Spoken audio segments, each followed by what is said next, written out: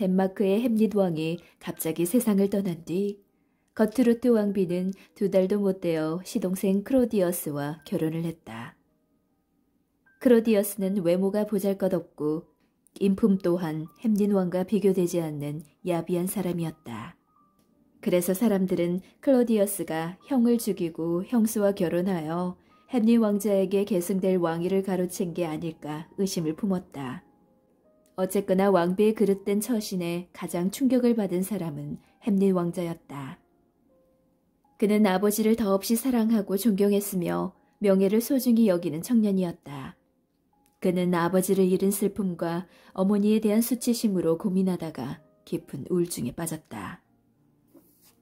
왕자로서 마땅히 자신이 계승해야 할 왕위를 빼앗긴 일도 뼈아픈 상처이자 모욕이었지만 어머니가 너무 쉽게 아버지를 저버렸다는 사실이 무엇보다도 그의 마음을 괴롭혔다.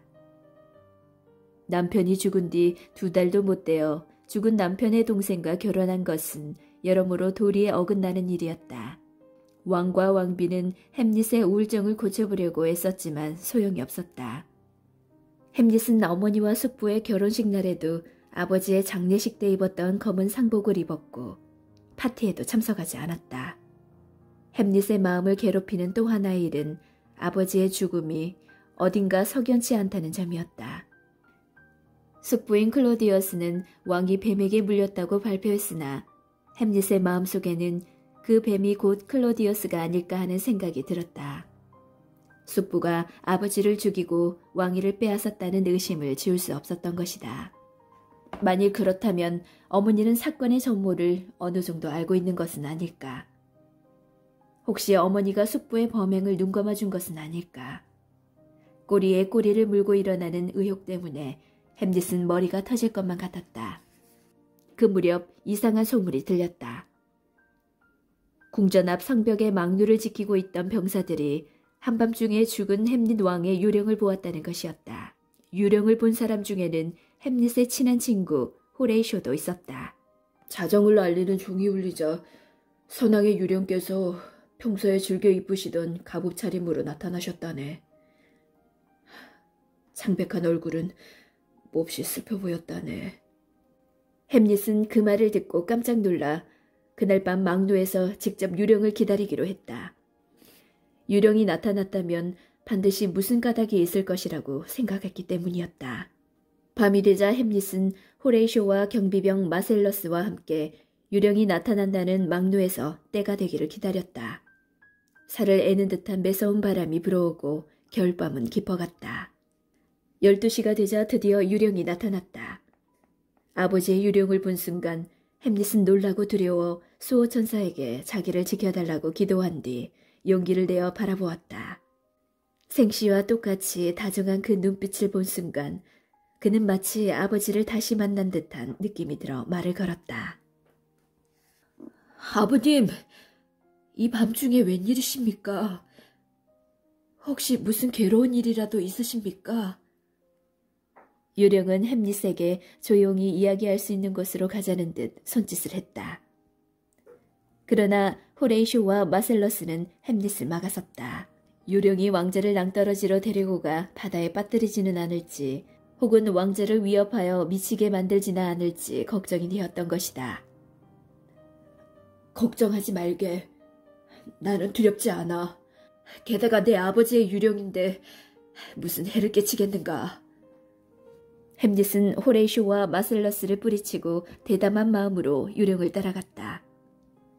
마침내 으슥한 곳에 둘만 있게 되자 왕의 유령은 자기가 잔인하게 살해되었다고 털어놓았다. 햄릿이 의심했던 대로 숙부인 클로디어스가 한 짓이었다. 못된 동생은 정원에서 낮잠을 자는 왕에게 세그머니 다가와 사리풀에서 뽑은 독을 왕의 귀 속에 부었다. 그것은 온몸의 핏줄을 따라 스며들어 피를 말렸고 피부에 문둥병 같은 부스럼 딱지를 돋아나게 하는 무서운 독이었다. 그리하여 왕은 잠을 자다가 동생의 손에 죽었고 아내마저 빼앗긴 것이었다. 아들아, 이 아비를 사랑한다면 원수를 갚아다오. 유령은 아내가 남편의 사랑을 저버리고 남편을 죽인 자와 결혼한 것을 몹시 슬퍼했다. 그러나 숙부에게는 복수를 하되 어머니는 괴롭히지 말고 다만 어머니의 양심에 맡겨두라고 말했다. 햄릿은 유령에게 굳게 약속했다. 유령이 사라진 뒤 햄릿은 유령의 부탁을 가슴 깊이 새기겠노라고 맹세했다. 그리고 호레쇼와 마슬러스에게는 그날 밤에 본 것을 비밀에 붙이라고 신신당부했다. 그런데 그날 이후 시간이 갈수록 공포와 갈등과 분노가 뒤섞인 감정이 들끓어 햄릿을 괴롭혔다. 평소에도 마음이 약했던 햄릿은 이제 미쳐버릴 것 같은 기분으로 나날을 보내야 했다. 조심해야 해. 무엇보다도 숙부가 눈치채게 해서는 안 돼. 아버지의 죽음에 대해 내가 진실을 알고 있다는 것을 알면 숙부는 가만히 있지 않을 거야.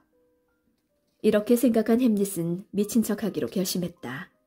그래, 내가 미친 줄 알면 숙부는 나를 경계하지 않을 것이고 내 마음의 갈등이나 혼란도 알아차릴 수 없을 거야. 그때부터 햄릿은 미친 사람 흉내를 냈는데 너무나 그럴듯한 연기에 왕과 왕비도 깜빡 속았다.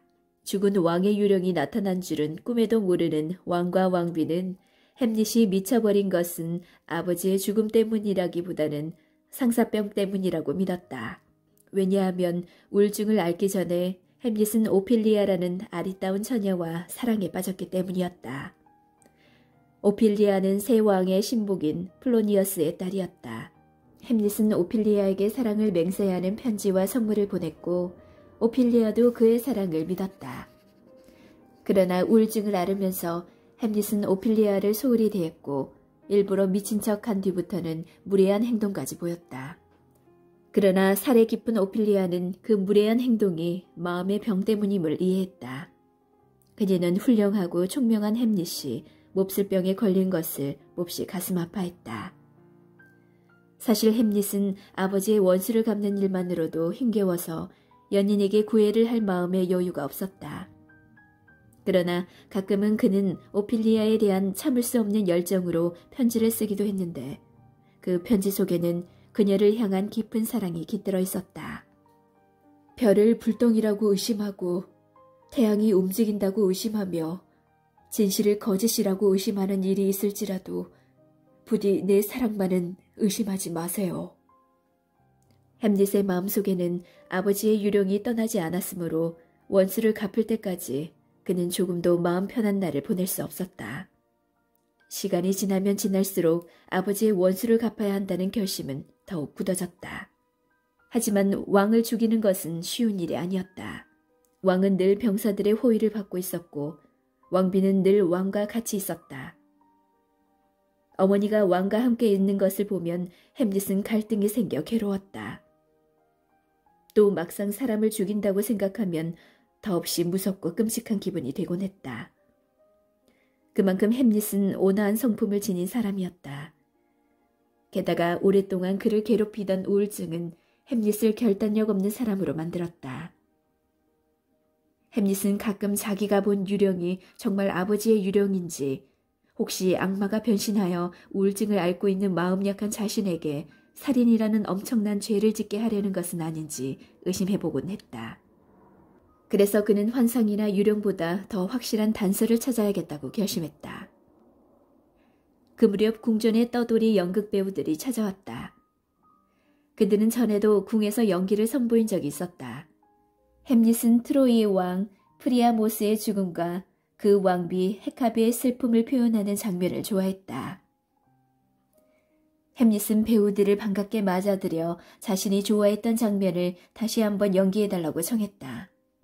늙은 왕이 잔인하게 살해되는 모습과 불타는 도시 속에서 백성들이 아우성치는 모습, 그리고 미쳐버린 왕비가 왕관을 썼던 머리에 배조각을 얹고 예복 대신 담요를 두른 채 맨발로 궁전을 뛰어다니는 모습이 배우들의 연기 속에서 생생하게 되살아났다. 실감나는 연기를 지켜보고 있던 사람들은 하나같이 감동하여 눈물을 흘렸다. 그저 지어낸 이야기에 감동하여 수백 년 전에 죽은 헤캅의 왕비를 동정하고 눈물을 흘리면서 억울하게 살해당한 내 아버지의 원수를 갚는 일은 정작 뒷전이라니. 이건 도리가 아니지. 그 순간 햄릿은 무릎을 탁 쳤다. 관객들이 연극의 넋을 빼앗기며 깊은 감동을 받은 모습을 보면서 숙부의 범죄 사실을 확인할 좋은 방법이 떠올랐던 것이다. 그래, 아버지가 살해됐던 것과 비슷한 장면을 숙부 앞에서 공연하는 거야. 숙부가 그 장면에 어떤 반응을 보이는지 자세히 살펴보면 그가 살인자인지 아닌지 확실히 알 수 있을 거야. 배우들에게 연극 준비를 부탁한 햄릿은 이 공연에 왕과 왕비를 초대했다. 왕은 이 연극에 함정이 있는 줄은 꿈에도 모른 채 왕비와 신하들을 거느리고 참석했다. 햄릿은 가까이 앉아서 연극이 진행되는 동안 왕과 왕비의 표정을 주의 깊게 살펴보았다.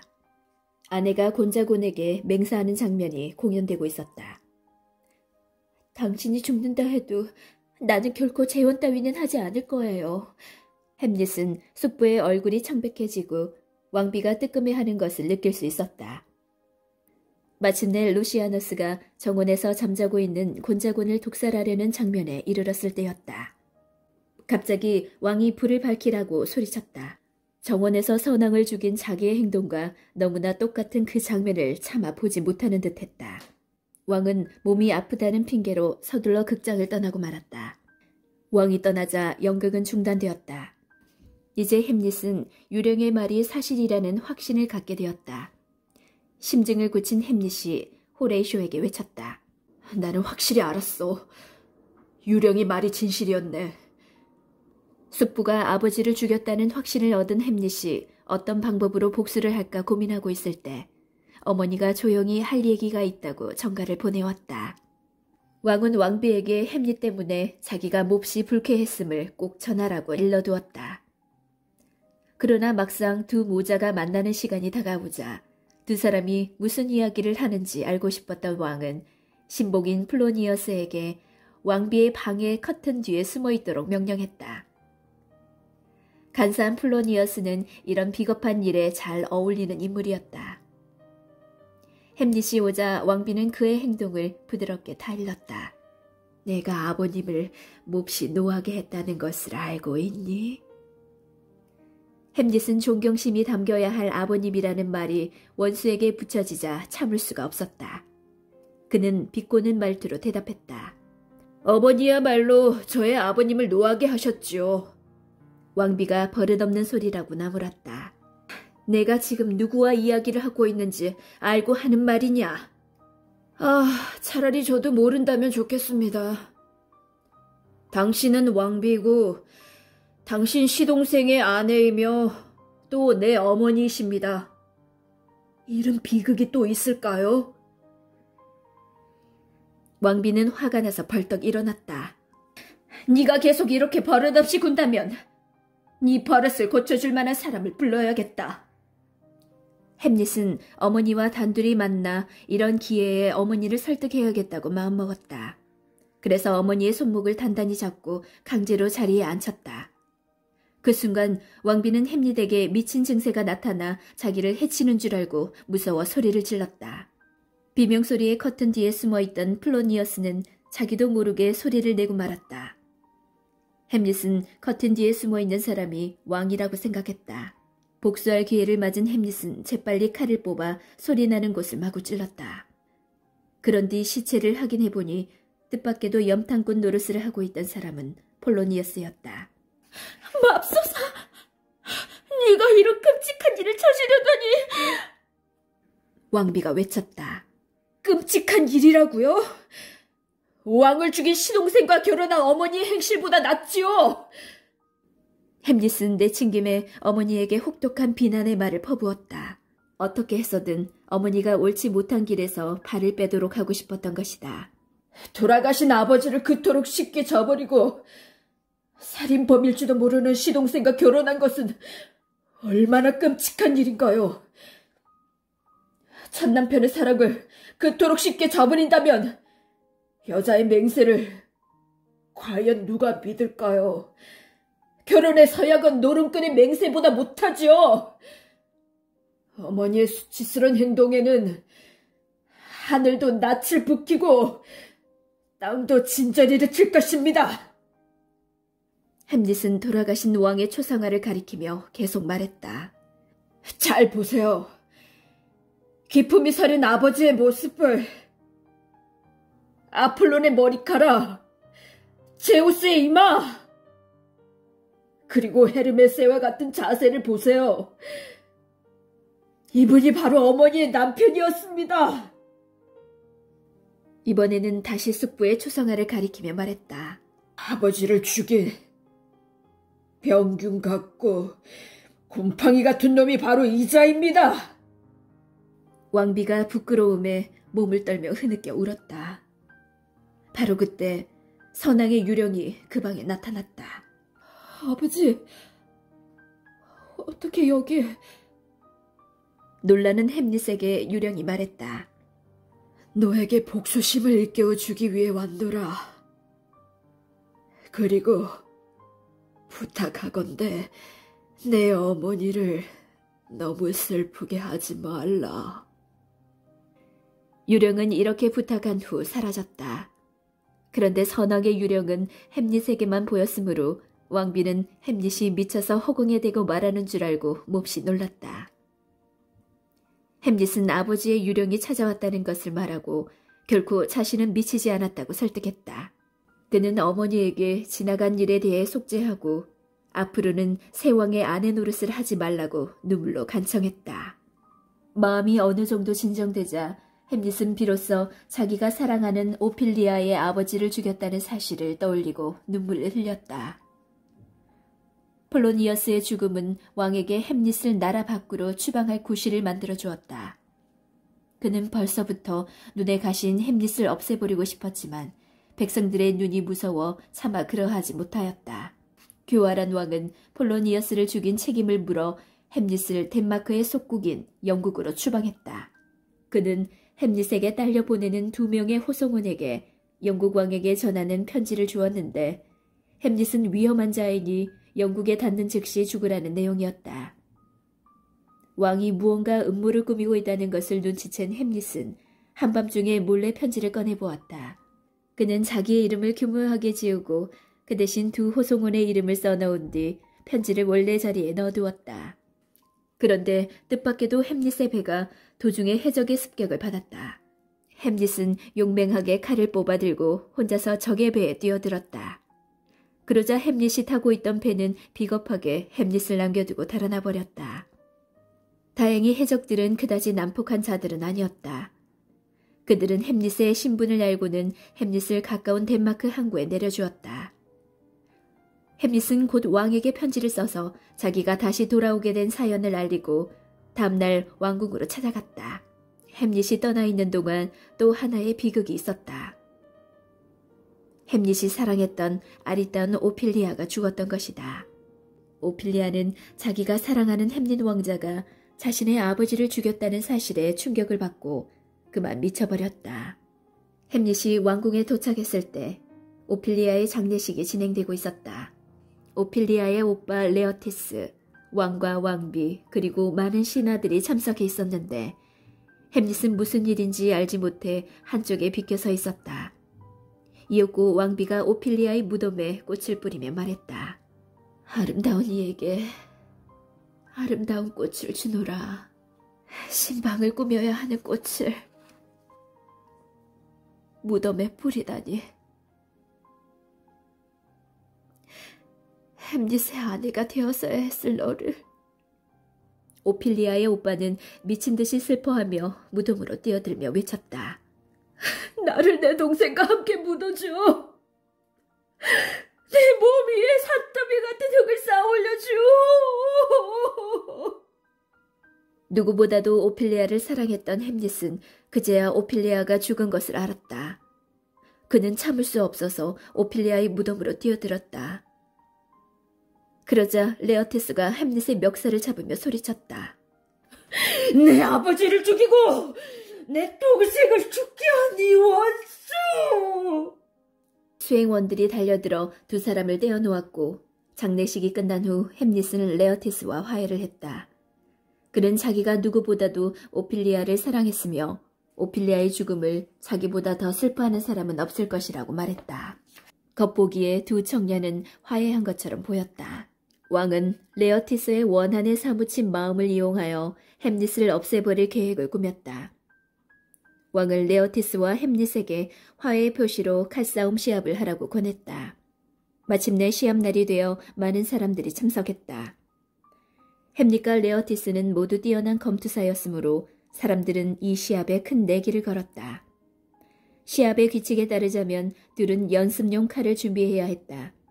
하지만 레어티스는 왕이 시킨 대로 끝이 뾰족한 전투용 칼을 준비했고 더구나 그 칼에는 독이 묻어 있었다.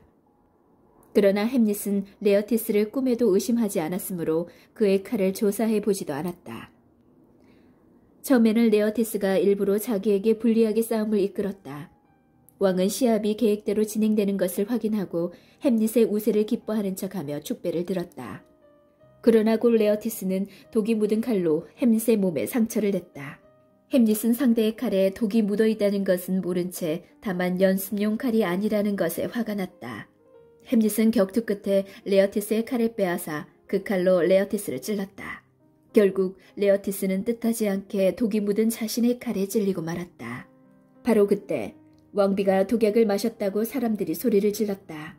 왕은 레어티스가 햄릿에게 질 경우를 대비해 승자인 햄릿이 마실 음료에 독을 타서 준비해 두었는데 그 사실을 몰랐던 왕비가 그걸 마셔버린 것이었다. 왕비는 그 자리에서 눈을 감고 말았다. 음모가 진행되고 있다. 원인을 밝힐 때까지 문을 열지 마라. 햄릿이 명령했다. 그때 레어티스가 숨을 헐떡이며 고백했다. 배반자는 날세. 왕에게 이용당했지. 나는 왕의 지시로 칼끝에 독을 묻혔네. 안타깝게도 해독제는 없더네. 이제 우리 둘은 다 죽게 될 거야. 햄릿, 부디 나를 용서하게. 레어티스는 용서를 빌면서 죽어갔다. 햄릿은 독이 남아있는 칼끝으로 악독한 왕의 가슴을 찔렀다. 요령의 부탁대로 살인자에게 복수를 한 것이다. 햄릿이 죽어가는 것을 본 호레이쇼는 자신도 자살하려 했다. 그러자 햄릿은 숨을 헐떡이면서 유언했다. 자네는 살아남아 이 끔찍한 비극을 사람들에게 전해주게. 호레이쇼는 모든 것을 사실대로 전하겠다고 약속했다. 왕자 햄릿이 죽자 호레이쇼와 주위에 있던 모든 사람들은 눈물을 흘리며 왕자의 영혼을 위해 기도했다. 햄릿은 착하고 인자한 왕자였으며 많은 사람들이 그의 고귀한 인품을 사랑했다. 그가 살았더라면 틀림없이 덴마크의 가장 훌륭한 국왕이 되었을 것이다. 덴마크의 햄릿 왕이 갑자기 세상을 떠난 뒤 거트루트 왕비는 2달도 못 되어 시동생 크로디어스와 결혼을 했다. 크로디어스는 외모가 보잘것없고 인품 또한 햄릿 왕과 비교되지 않는 야비한 사람이었다. 그래서 사람들은 클로디어스가 형을 죽이고 형수와 결혼하여 햄릿 왕자에게 계승될 왕위를 가로챈 게 아닐까 의심을 품었다. 어쨌거나 왕비의 그릇된 처신에 가장 충격을 받은 사람은 햄릿 왕자였다. 그는 아버지를 더없이 사랑하고 존경했으며 명예를 소중히 여기는 청년이었다. 그는 아버지를 잃은 슬픔과 어머니에 대한 수치심으로 고민하다가 깊은 우울증에 빠졌다. 왕자로서 마땅히 자신이 계승해야 할 왕위를 빼앗긴 일도 뼈아픈 상처이자 모욕이었지만 어머니가 너무 쉽게 아버지를 저버렸다는 사실이 무엇보다도 그의 마음을 괴롭혔다. 남편이 죽은 뒤 2달도 못 되어 죽은 남편의 동생과 결혼한 것은 여러모로 도리에 어긋나는 일이었다. 왕과 왕비는 햄릿의 우울증을 고쳐보려고 애썼지만 소용이 없었다. 햄릿은 어머니와 숙부의 결혼식 날에도 아버지의 장례식 때 입었던 검은 상복을 입었고 파티에도 참석하지 않았다. 햄릿의 마음을 괴롭히는 또 하나의 일은 아버지의 죽음이 어딘가 석연치 않다는 점이었다. 숙부인 클로디어스는 왕이 뱀에게 물렸다고 발표했으나 햄릿의 마음속에는 그 뱀이 곧 클로디어스가 아닐까 하는 생각이 들었다. 숙부가 아버지를 죽이고 왕위를 빼앗았다는 의심을 지울 수 없었던 것이다. 만일 그렇다면 어머니는 사건의 전모를 어느 정도 알고 있는 것은 아닐까? 혹시 어머니가 숙부의 범행을 눈감아 준 것은 아닐까? 꼬리에 꼬리를 물고 일어나는 의혹 때문에 햄릿은 머리가 터질 것만 같았다. 그 무렵 이상한 소문이 들렸다. 궁전 앞 성벽의 망루를 지키고 있던 병사들이 한밤중에 죽은 햄릿 왕의 유령을 보았다는 것이었다. 유령을 본 사람 중에는 햄릿의 친한 친구 호레이쇼도 있었다. 자정을 알리는 종이 울리자 선왕의 유령께서 평소에 즐겨 입으시던 갑옷 차림으로 나타나셨다네. 창백한 얼굴은 몹시 슬퍼 보였다네. 햄릿은 그 말을 듣고 깜짝 놀라 그날 밤 망루에서 직접 유령을 기다리기로 했다. 유령이 나타났다면 반드시 무슨 까닭이 있을 것이라고 생각했기 때문이었다. 밤이 되자 햄릿은 호레이쇼와 경비병 마셀러스와 함께 유령이 나타난다는 망루에서 때가 되기를 기다렸다. 살을 애는 듯한 매서운 바람이 불어오고 겨울밤은 깊어갔다. 12시가 되자 드디어 유령이 나타났다. 아버지의 유령을 본 순간 햄릿은 놀라고 두려워 수호천사에게 자기를 지켜달라고 기도한 뒤 용기를 내어 바라보았다. 생시와 똑같이 다정한 그 눈빛을 본 순간 그는 마치 아버지를 다시 만난 듯한 느낌이 들어 말을 걸었다. 아버님, 이 밤중에 웬일이십니까? 혹시 무슨 괴로운 일이라도 있으십니까? 유령은 햄릿에게 조용히 이야기할 수 있는 곳으로 가자는 듯 손짓을 했다. 그러나 호레이쇼와 마셀러스는 햄릿을 막아섰다. 유령이 왕자를 낭떠러지로 데리고 가 바다에 빠뜨리지는 않을지 혹은 왕자를 위협하여 미치게 만들지는 않을지 걱정이 되었던 것이다. 걱정하지 말게. 나는 두렵지 않아. 게다가 내 아버지의 유령인데 무슨 해를 끼치겠는가. 햄릿은 호레이쇼와 마셀러스를 뿌리치고 대담한 마음으로 유령을 따라갔다. 마침내 으슥한 곳에 둘만 있게 되자 왕의 유령은 자기가 잔인하게 살해되었다고 털어놓았다. 햄릿이 의심했던 대로 숙부인 클로디어스가 한 짓이었다. 못된 동생은 정원에서 낮잠을 자는 왕에게 살그머니 다가와 사리풀에서 뽑은 독을 왕의 귀 속에 부었다. 그것은 온몸의 핏줄을 따라 스며들어 피를 말렸고 피부에 문둥병 같은 부스럼 딱지를 돋아나게 하는 무서운 독이었다. 그리하여 왕은 잠을 자다가 동생의 손에 죽었고 아내마저 빼앗긴 것이었다. 아들아, 이 아비를 사랑한다면 원수를 갚아다오. 유령은 아내가 남편의 사랑을 저버리고 남편을 죽인 자와 결혼한 것을 몹시 슬퍼했다. 그러나 숙부에게는 복수를 하되 어머니는 괴롭히지 말고 다만 어머니의 양심에 맡겨두라고 말했다. 햄릿은 유령에게 굳게 약속했다. 유령이 사라진 뒤 햄릿은 유령의 부탁을 가슴 깊이 새기겠노라고 맹세했다. 그리고 호레쇼와 마셀러스에게는 그날 밤에 본 것을 비밀에 붙이라고 신신당부했다. 그런데 그날 이후 시간이 갈수록 공포와 갈등과 분노가 뒤섞인 감정이 들끓어 햄릿을 괴롭혔다. 평소에도 마음이 약했던 햄릿은 이제 미쳐버릴 것 같은 기분으로 나날을 보내야 했다. 조심해야 해. 무엇보다도 숙부가 눈치채게 해서는 안 돼. 아버지의 죽음에 대해 내가 진실을 알고 있다는 것을 알면 숙부는 가만히 있지 않을 거야. 이렇게 생각한 햄릿은 미친 척하기로 결심했다. 그래, 내가 미친 줄 알면 숙부는 나를 경계하지 않을 것이고 내 마음의 갈등이나 혼란도 알아차릴 수 없을 거야. 그때부터 햄릿은 미친 사람 흉내를 냈는데 너무나 그럴듯한 연기에 왕과 왕비도 깜빡 속았다. 죽은 왕의 유령이 나타난 줄은 꿈에도 모르는 왕과 왕비는 햄릿이 미쳐버린 것은 아버지의 죽음 때문이라기보다는 상사병 때문이라고 믿었다. 왜냐하면 우울증을 앓기 전에 햄릿은 오피리아라는 아리따운 처녀와 사랑에 빠졌기 때문이었다.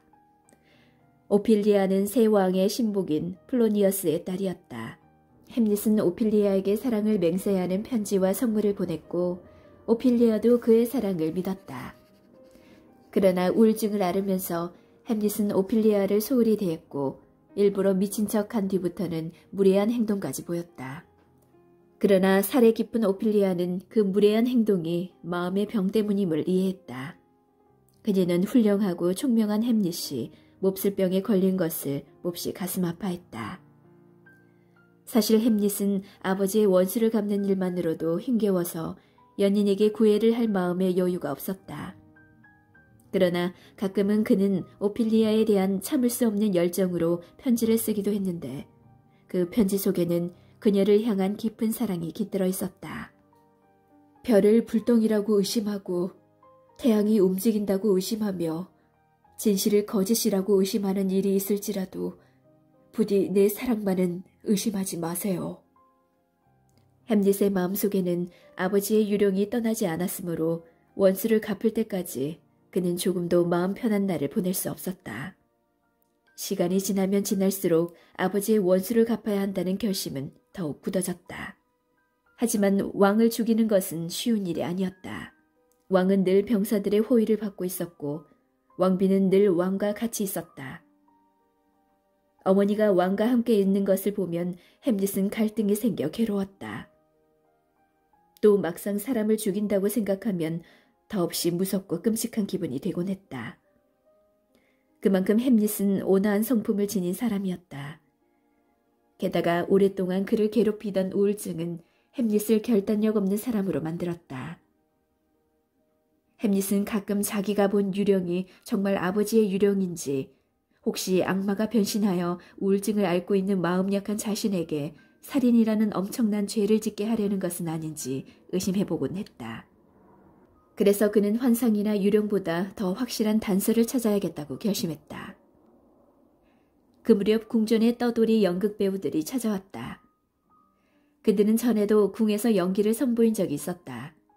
햄릿은 트로이의 왕 프리아모스의 죽음과 그 왕비 헤카비의 슬픔을 표현하는 장면을 좋아했다. 햄릿은 배우들을 반갑게 맞아들여 자신이 좋아했던 장면을 다시 한번 연기해달라고 청했다. 늙은 왕이 잔인하게 살해되는 모습과 불타는 도시 속에서 백성들이 아우성치는 모습, 그리고 미쳐버린 왕비가 왕관을 썼던 머리에 배조각을 얹고 예복 대신 담요를 두른 채 맨발로 궁전을 뛰어다니는 모습이 배우들의 연기 속에서 생생하게 되살아났다. 실감나는 연기를 지켜보고 있던 사람들은 하나같이 감동하여 눈물을 흘렸다. 그저 지어낸 이야기에 감동하여 수백 년 전에 죽은 헤캅의 왕비를 동정하고 눈물을 흘리면서 억울하게 살해당한 내 아버지의 원수를 갚는 일은 정작 뒷전이라니. 이건 도리가 아니지. 그 순간 햄릿은 무릎을 탁 쳤다. 관객들이 연극의 넋을 빼앗기며 깊은 감동을 받은 모습을 보면서 숙부의 범죄 사실을 확인할 좋은 방법이 떠올랐던 것이다. 그래, 아버지가 살해됐던 것과 비슷한 장면을 숙부 앞에서 공연하는 거야. 숙부가 그 장면에 어떤 반응을 보이는지 자세히 살펴보면 그가 살인자인지 아닌지 확실히 알 수 있을 거야. 배우들에게 연극 준비를 부탁한 햄릿은 이 공연에 왕과 왕비를 초대했다. 왕은 이 연극에 함정이 있는 줄은 꿈에도 모른 채 왕비와 신하들을 거느리고 참석했다. 햄릿은 가까이 앉아서 연극이 진행되는 동안 왕과 왕비의 표정을 주의 깊게 살펴보았다. 아내가 곤자곤에게 맹세하는 장면이 공연되고 있었다. 당신이 죽는다 해도 나는 결코 재혼 따위는 하지 않을 거예요. 햄릿은 숙부의 얼굴이 창백해지고 왕비가 뜨끔해하는 것을 느낄 수 있었다. 마침내 루시아너스가 정원에서 잠자고 있는 곤자곤을 독살하려는 장면에 이르렀을 때였다. 갑자기 왕이 불을 밝히라고 소리쳤다. 정원에서 선왕을 죽인 자기의 행동과 너무나 똑같은 그 장면을 차마 보지 못하는 듯했다. 왕은 몸이 아프다는 핑계로 서둘러 극장을 떠나고 말았다. 왕이 떠나자 연극은 중단되었다. 이제 햄릿은 유령의 말이 사실이라는 확신을 갖게 되었다. 심증을 굳힌 햄릿이 호레이쇼에게 외쳤다. 나는 확실히 알았어. 유령이 말이 진실이었네. 숙부가 아버지를 죽였다는 확신을 얻은 햄릿이 어떤 방법으로 복수를 할까 고민하고 있을 때 어머니가 조용히 할 얘기가 있다고 전가를 보내왔다. 왕은 왕비에게 햄릿 때문에 자기가 몹시 불쾌했음을 꼭 전하라고 일러두었다. 그러나 막상 두 모자가 만나는 시간이 다가오자 두 사람이 무슨 이야기를 하는지 알고 싶었던 왕은 신복인 플로니어스에게 왕비의 방의 커튼 뒤에 숨어있도록 명령했다. 간사한 플로니어스는 이런 비겁한 일에 잘 어울리는 인물이었다. 햄릿이 오자 왕비는 그의 행동을 부드럽게 타일렀다. 내가 아버님을 몹시 노하게 했다는 것을 알고 있니? 햄릿은 존경심이 담겨야 할 아버님이라는 말이 원수에게 붙여지자 참을 수가 없었다. 그는 비꼬는 말투로 대답했다. 어머니야말로 저의 아버님을 노하게 하셨지요. 왕비가 버릇없는 소리라고 나무랐다. 내가 지금 누구와 이야기를 하고 있는지 알고 하는 말이냐? 차라리 저도 모른다면 좋겠습니다. 당신은 왕비고 당신 시동생의 아내이며 또 내 어머니이십니다. 이런 비극이 또 있을까요? 왕비는 화가 나서 벌떡 일어났다. 네가 계속 이렇게 버릇없이 군다면 네 버릇을 고쳐줄 만한 사람을 불러야겠다. 햄릿은 어머니와 단둘이 만나 이런 기회에 어머니를 설득해야겠다고 마음먹었다. 그래서 어머니의 손목을 단단히 잡고 강제로 자리에 앉혔다. 그 순간 왕비는 햄릿에게 미친 증세가 나타나 자기를 해치는 줄 알고 무서워 소리를 질렀다. 비명소리의 커튼 뒤에 숨어있던 플로니어스는 자기도 모르게 소리를 내고 말았다. 햄릿은 커튼 뒤에 숨어있는 사람이 왕이라고 생각했다. 복수할 기회를 맞은 햄릿은 재빨리 칼을 뽑아 소리나는 곳을 마구 찔렀다. 그런 뒤 시체를 확인해보니 뜻밖에도 염탐꾼 노릇을 하고 있던 사람은 폴로니어스였다. 맙소사! 네가 이런 끔찍한 일을 저지르다니! 왕비가 외쳤다. 끔찍한 일이라고요? 왕을 죽인 시동생과 결혼한 어머니의 행실보다 낫지요? 햄릿은 내친김에 어머니에게 혹독한 비난의 말을 퍼부었다. 어떻게 해서든 어머니가 옳지 못한 길에서 발을 빼도록 하고 싶었던 것이다. 돌아가신 아버지를 그토록 쉽게 저버리고 살인범일지도 모르는 시동생과 결혼한 것은 얼마나 끔찍한 일인가요? 첫 남편의 사랑을 그토록 쉽게 저버린다면 여자의 맹세를 과연 누가 믿을까요? 결혼의 서약은 노름꾼의 맹세보다 못하지요.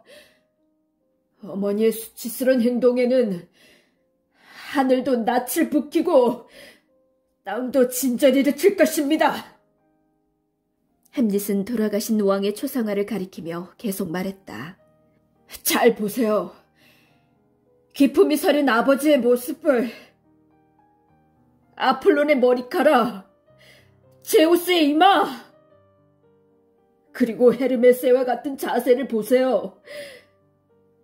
이분이 바로 어머니의 남편이었습니다. 이번에는 다시 숙부의 초상화를 가리키며 말했다. 아버지를 죽인 병균 같고 곰팡이 같은 놈이 바로 이자입니다. 왕비가 부끄러움에 몸을 떨며 흐느껴 울었다. 바로 그때 선왕의 유령이 그 방에 나타났다. 아버지, 어떻게 여기... 놀라는 햄릿에게 유령이 말했다. 너에게 복수심을 일깨워주기 위해 왔노라. 그리고 부탁하건대 내 어머니를 너무 슬프게 하지 말라. 유령은 이렇게 부탁한 후 사라졌다. 그런데 선왕의 유령은 햄릿에게만 보였으므로 왕비는 햄릿이 미쳐서 허공에 대고 말하는 줄 알고 몹시 놀랐다. 햄릿은 아버지의 유령이 찾아왔다는 것을 말하고 결코 자신은 미치지 않았다고 설득했다. 그는 어머니에게 지나간 일에 대해 속죄하고 앞으로는 새 왕의 아내 노릇을 하지 말라고 눈물로 간청했다. 마음이 어느 정도 진정되자 햄릿은 비로소 자기가 사랑하는 오피리아의 아버지를 죽였다는 사실을 떠올리고 눈물을 흘렸다. 폴로니어스의 죽음은 왕에게 햄릿을 나라 밖으로 추방할 구실을 만들어 주었다.